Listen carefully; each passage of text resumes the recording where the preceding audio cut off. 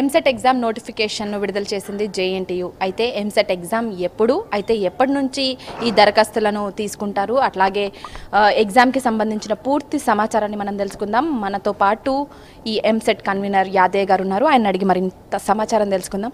Sir చెప్పండి, EAMCET ఎగ్జామ్ని date ఎప్పుడు fix చేస్తారు, అట్లాగే ఎప్పటి నుంచి దరఖాస్తులు చేసుకోవాలి? ఇప్పుడు ఎగ్జామినేషన్ కండక్ట్ చేసే అంటే షెడ్యూల్ ముందే state council of higher education announce చేస్తుంది. May 3rd, 4th and 6th engineering stream ఎగ్జామినేషన్కి, 8th and 9th ఫర్ అంటే అగ్రికల్చర్ ఫార్మసీ స్ట్రీమ్ వాళ్ళకి ఎగ్జామినేషన్ కండక్ట్ చేయడం అని షెడ్యూల్ ఇవ్వడం జరిగింది. అయితే ఈ అప్లికేషన్ దరఖాస్తులు సబ్మిట్ చేయడానికి March 6th నుంచి మనం అంటే షెడ్యూల్ ఇవ్వడం జరిగింది. March 6th నుంచి April 5th వరకు వాళ్ళు వితౌట్ ఎనీ లేట్ ఫీ తోటి అప్లికేషన్ సబ్మిట్ చేయడం చేసుకోవచ్చు. డీటెయిల్డ్ నోటిఫికేషన్ మన వెబ్సైట్లో 6th నుంచి మొత్తం అన్ని డీటెయిల్స్ ఉంటాయి. లాస్ట్ ఇయర్తో పోలిస్తే ఈ ఇయర్ ఏమన్నా ఎగ్జామ్ కండక్ట్ చేసే విషయంలో మార్పులు చేర్పులు ఏమైనా చేశారా సార్? ఎలాంటి కొత్త నిర్ణయాలు తీసుకున్నారు ఈసారి? అంటే ఇప్పుడు కొన్ని అంటే ఇంతకుముందే చెప్పారంటే మిగిలినవన్నీ ఇది సెకండ్ టైమే కాబట్టి కొద్దిగా అవేర్నెస్ క్యాంప్స్ ఎక్కువ చేయాలన్నది ఒకటి. సో లాస్ట్ టైము మీడియా సాయంతో కావచ్చు, ఇంటర్వ్యూస్ తోటి కావచ్చు, అందరికీ అవేర్నెస్ వచ్చింది. ఇది కూడా ఏంటంటే especially we are trying to focus in the rural areas. వాళ్ళందరికీ అంటే కొద్దిగా అన్ని అవేర్నెస్ చేస్తున్నాము. ఇంకా అంటే నిబంధనలు మాత్రము ఇవన్నీ మనం ఏవైతే ఇంప్లిమెంట్ చేస్తున్నామో అవన్నీ వెల్ ఎస్టాబ్లిష్డ్. అంటే ఇది టైం మెయింటెనెన్స్ కావచ్చు, మిగిలిన అంటే ఎగ్జామినేషన్ ప్యాటర్న్ కావచ్చు, అవన్నీ ఇంతకుముందు ఎలా ఉన్నాయో అవే ఇప్పుడైతే ఏమి మార్పు చేయలేదు.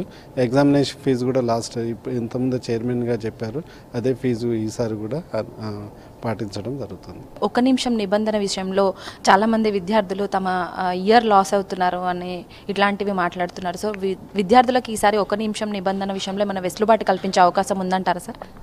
అంటే ఇప్పుడు మనం ఎంసెట్ అనేది కాంపిటేటివ్ ఎగ్జామినేషన్. నా కన్వెన్షనల్ ఎగ్జామ్కి మనం టైం కన్స్టెంట్ 1 minute అని పెడుతున్నాము ఇప్పుడు. సో ఆ క్రమంలో competitive exam is very much relevant of 1 minute అయినా కూడా లేట్ వస్తే పర్మిషన్ చేయడం అనేది దానికి వర్తిస్తుంది. సో అదేం సడలింపు అనేది ఏం లేదు. Time management is one of the component in the competitive examination కాబట్టి సో అది ఏం సడలించట్లేదు.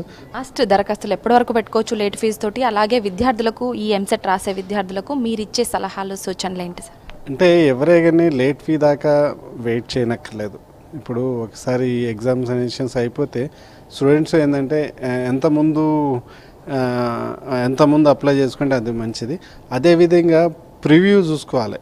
అప్లై చేసుకొని ప్రివ్యూ చూసుకొని అప్లికేషన్ని ఒకసారి చదవాలి. చాలామంది ఏం చేస్తున్నారంటే ఏమేమి డీటెయిల్స్ అప్లై చేశారో అవి చూడకుండా ఆ తర్వాత కరెక్షన్స్ కోసమని వస్తున్నారు.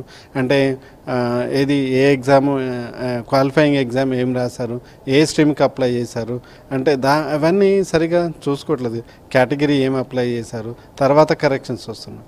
అది కాకుండా ముందే అప్లై చేసి మనం 6th April నుంచి 9th April వరకు వాళ్ళ కరెక్షన్స్కి స్కోప్ ఇవ్వడం జరిగింది. అంటే ఆ అవకాశం ఇవ్వడం జరిగింది.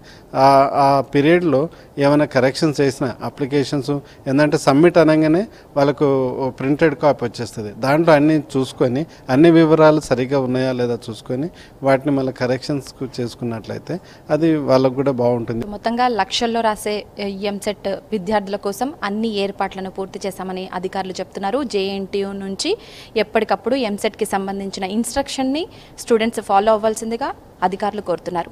ఇది ఎంసెట్కి సంబంధించిన తాజా అప్డేట్స్. కెమెరా పర్సన్ నాగేష్తో హరిత, V6 న్యూస్, హైదరాబాద్.